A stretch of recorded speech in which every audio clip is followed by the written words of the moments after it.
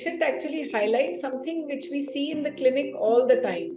We keep on discussing, the patient has had 1 biopsy, 2 biopsy, and I've had patients where they've had 4 biopsies, and it still shows high-grade dysplasia, low-grade dysplasia.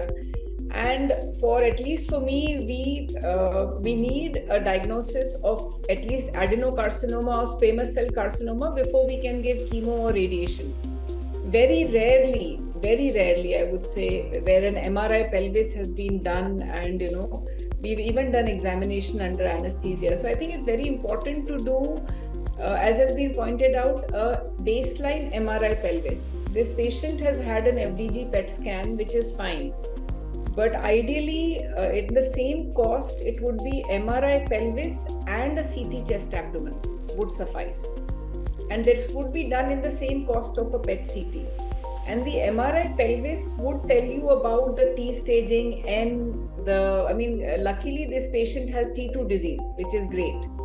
But if he had extra EMVI or if he had any node involvement, so we need to know that, because low rectal cancer, we may want to give chemo radiation there.